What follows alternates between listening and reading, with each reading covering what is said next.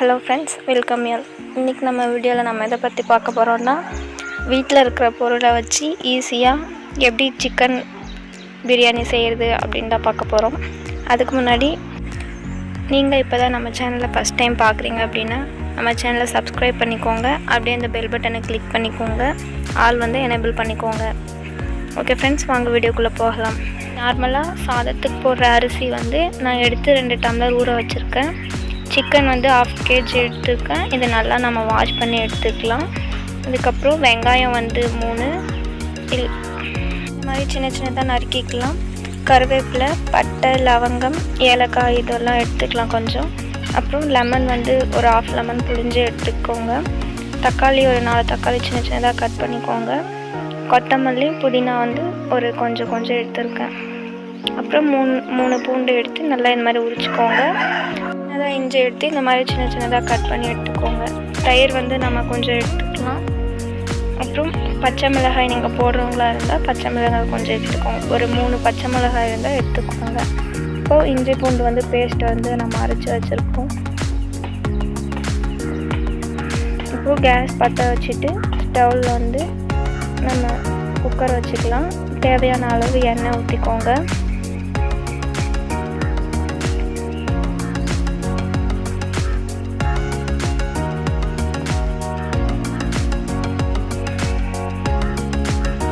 கொஞ்சம் எண்ணெய் நல்லா காஞ்சதுக்கப்புறமா பட்டை, லவங்கம், ஏலக்காய் இதை நம்ம அதில் ஆட் பண்ணிக்கலாம்.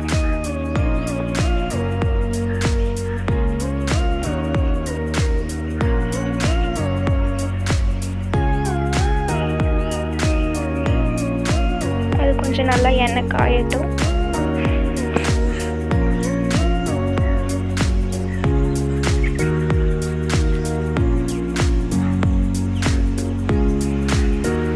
இப்போ நம்ம பச்சை மிளகாய், வெங்காயம், கருவேப்பிலை இது எல்லாத்தையும் அதில் சேர்த்துக்கலாம்.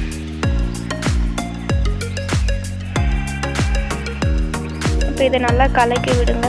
நல்லா வதங்கட்டும்.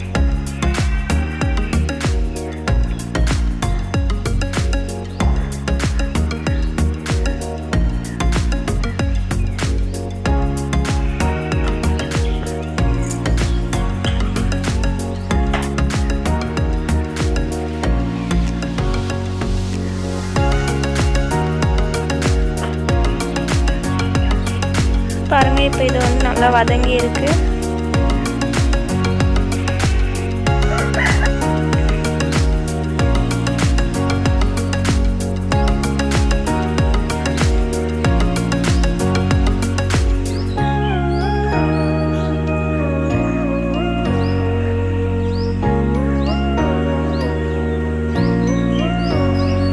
இந்த மாதிரி நல்லா வதங்குற அளவுக்கு விடுங்க. இப்போ இது கூட நம்ம இஞ்சி பூண்டு பேஸ்ட்டை ஆட் பண்ணிக்கலாம்.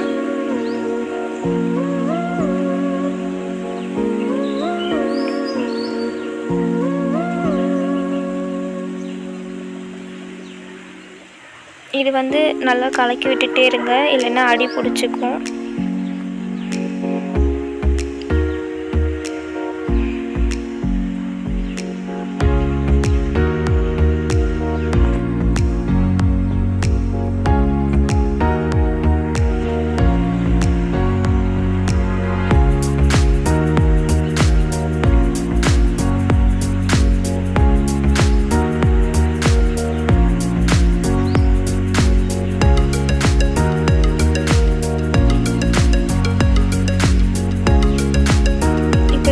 இந்த மாதிரி வதங்குற அளவுக்கு விடுங்க. இப்போ இது கூட நம்ம கட் பண்ணி வச்சுருக்க தக்காளி ஆட் பண்ணிக்கலாம். இது நல்லா கலக்கி விடுங்க. தக்காளி நல்லா வதங்கட்டும்.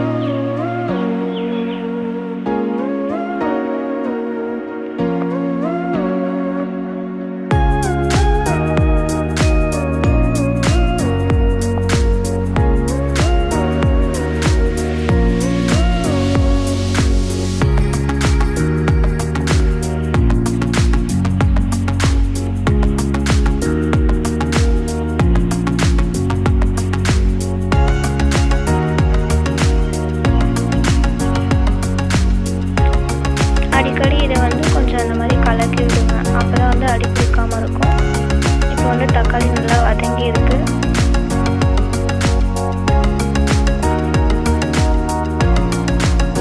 இது கூட வந்து நம்ம கழுவி வச்சுக்கிற சிக்கனை வந்து ஆட் பண்ணிக்கலாம்.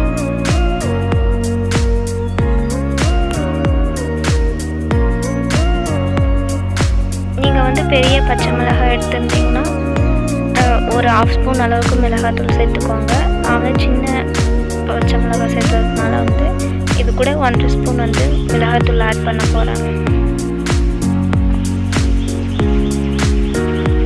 இப்போ இந்த வந்து சிக்கனை நல்லா கலக்கி விட்டுக்கோங்க. நல்லா அந்த தக்காளி அப்புறம் இஞ்சி பூண்டு பேஸ்டெல்லாம் அது கூட நல்லா மிக்ஸ் ஆகிற மாதிரி நல்லா கலக்கி விட்டுக்கோங்க.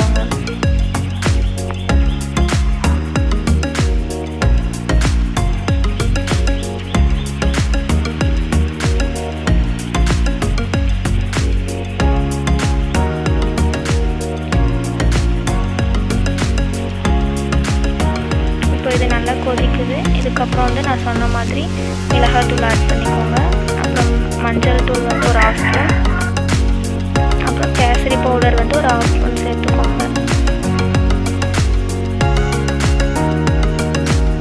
இதில் வந்து நீங்கள் தண்ணி விட வேண்டியதில்லை, கொஞ்சமாக வேணும்னா தண்ணி விட்டுக்கோங்க. அப்புறம் உப்பு வந்து ஒரு 2 ஸ்பூன் போட்டுக்கோங்க, கல் உப்பு. இப்போ இதை நல்லா கலக்கி விடுங்க.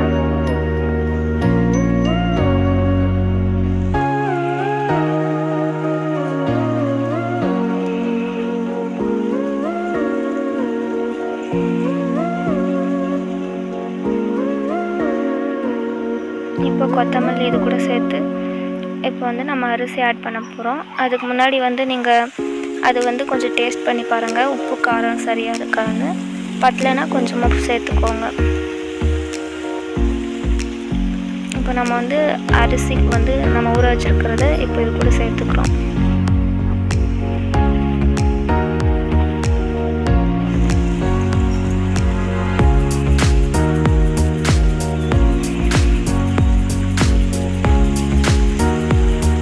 இப்போ இதை போட்டு வந்து நல்லா இதை மிக்ஸ் பண்ணிவிட்டு நான் வந்து 2 டம்ளர் அரிசி எடுத்துக்கினதுனால அதில் வந்து சொம்பில் தான் தண்ணி வைப்போம், 1/2 லிட்டர் சொம்பில். அந்த மாதிரி நீங்கள் வந்து அது வந்து டம்ளர் வந்து 300 லிட்டர் தான் வரும். அதனால் வந்து நாங்கள் சொம்பில் தண்ணி வைக்கிறோம், ஒரு சொம்பு.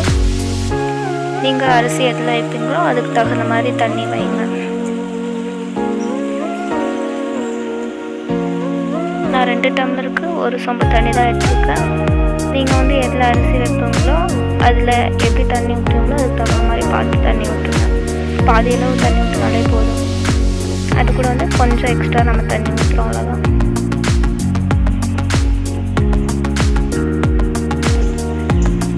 இது கூட வந்து லெமன் நம்ம புழிஞ்சு வச்சுருக்கிறத வந்து இது கூட ஆட் பண்ணி கொஞ்சமாக தயிர் வந்து சேர்த்துக்குவோம். இப்போ மீதி இருக்கிற தயிரில் வந்து நம்ம பச்சடி செஞ்சுக்கலாம். அவ்வளோதாங்க. இதை நல்லா கலக்கி விட்டுட்டு இதை வந்து மூடி போட்டு நல்லா மூடி விட்டுடுங்க. அந்த தயிரில் வந்து நம்ம பச்சடி சேர்த்துக்கு ரொம்பலாம் எதுவும் செய்யணும்னு தேவையில்லை. அது கூட வந்து ஒரு வெங்காயம் கட் பண்ணி போட்டு கொஞ்சமாக தண்ணி விட்டு உப்பு அப்புறம் கொத்தமல்லி வந்து ஆட் பண்ணிட்டாலே தயிர் பச்சடி மாதிரி நல்லாயிருக்கும். இப்போ நம்ம வந்து குக்கர் மூடி போட்டு இதை மூடிடலாம். இது வந்து ஒரு விசில் வர வரைக்கும் நம்ம அப்படியே விட்டுடலாம். விசில் வந்ததுக்கப்புறம் இந்த மாதிரி இருக்கும். இதில் வந்து மேலே சிக்கன் அப்புறம் நம்ம போட்ட தக்காளி இதெல்லாமே மேலவே இருக்கிறதுனால இதை நல்லா நம்ம கலக்கி விட்டுக்கலாம். இதை நல்லா கலக்கி விட்டிங்கன்னா தான் அது வந்து சாதம் சிக்கன் எல்லாமே வந்து மிக்ஸ் ஆகும்.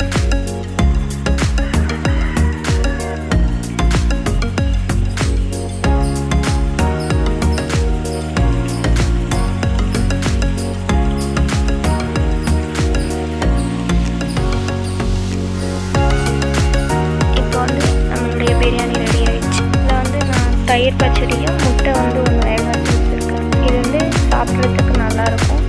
நீங்களும் இந்த மாதிரி ட்ரை பண்ணி பாருங்கள்.